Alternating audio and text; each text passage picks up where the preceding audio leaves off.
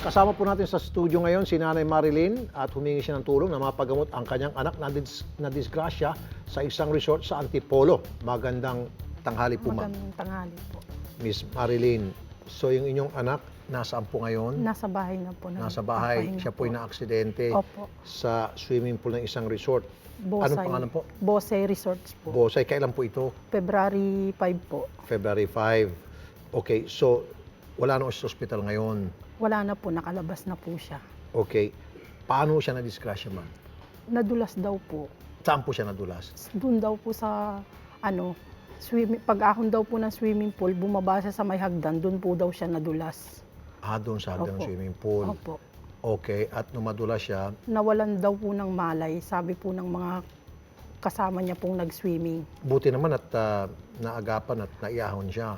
Meron bang lifeguard? Sabi po nila, wala nga daw pong tumulong doon, kundi yung katabing cottage lang daw po yung nagdala sa ospital sa kanya. Gusto ko lang po maging patas, ma'am. Opo. Hindi ba nakainom yung anak nyo? Hindi po. Hindi siya umiinom? Hindi po.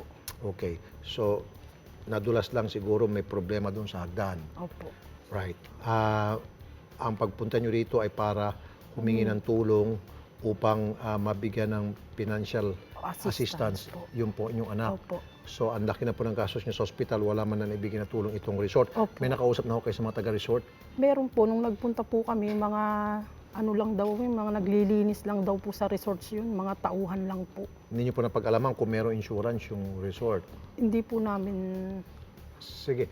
Para makausap naman yung kabilang panig, makausap natin si Angela Meneses, isa sa mga staff ng Bosay Resort. Magandang hapon po, Miss Angela. Miss Angela, magandang tanghali sa iyo. Yes, sir.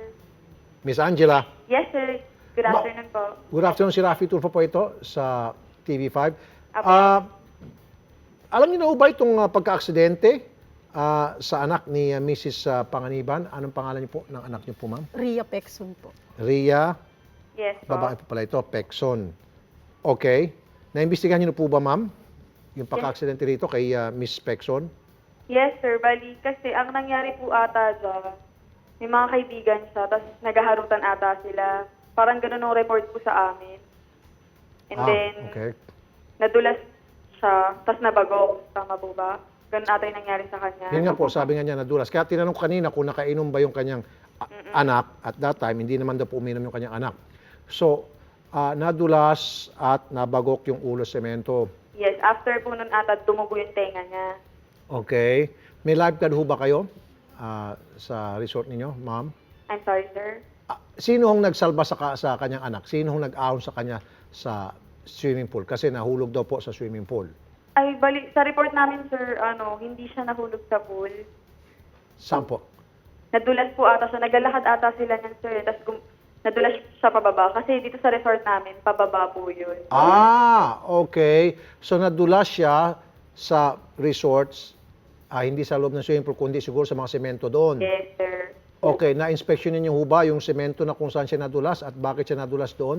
Sa dinami-daming lugar na pwedeng padulasan at bakit doon mismo sa lugar na yon? Nakita niyo na po ba? Yes, sir. Kasi dito sa lugar namin, sir, pataas po siya, matarik. So, naglalakad ata sila doon. And then doon sa report, naghaharutan sila. Gabi ho ba yun? Umaga? Gabi po ata nangyari yun. Okay, meron bang sapat na lightning, ilaw sa Yes, sir. paligid? Meron naman, sir. Kasi open po kasi namin is 7.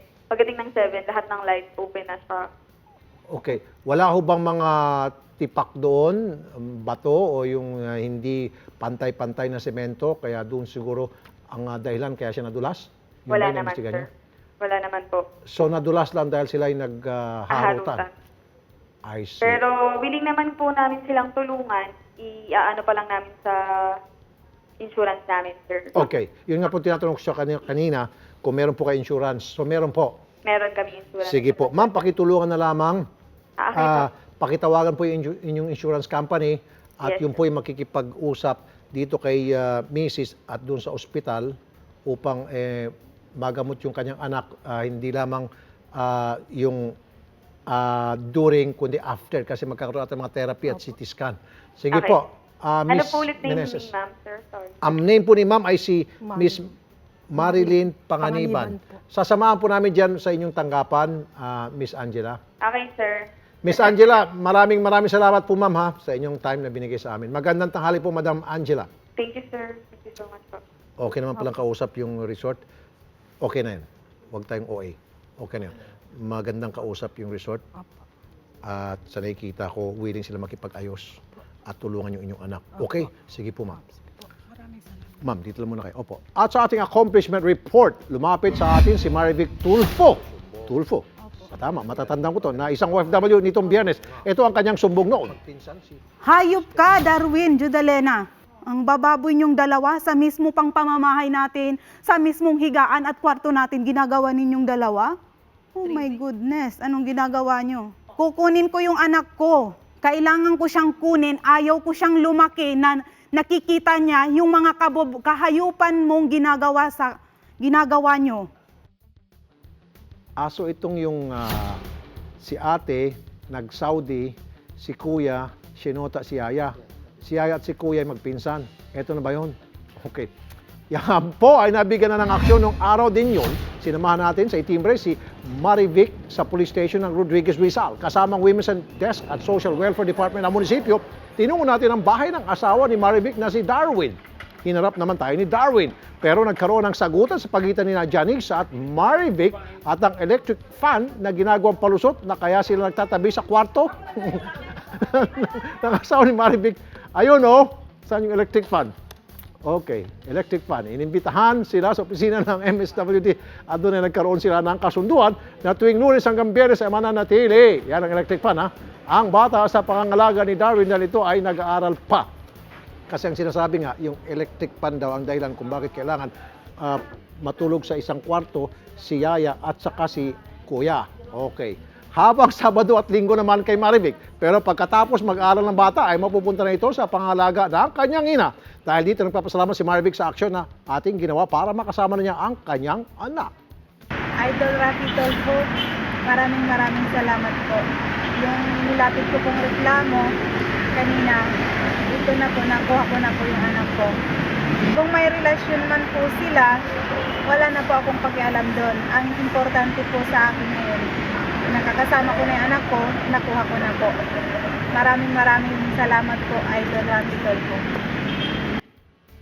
Maraming salamat sa tumulong sa atin na si Police Inspector Raquel Escobedo ng Women's Desk ng Rodriguez Rizal at social worker na si Miss Erica Camacho.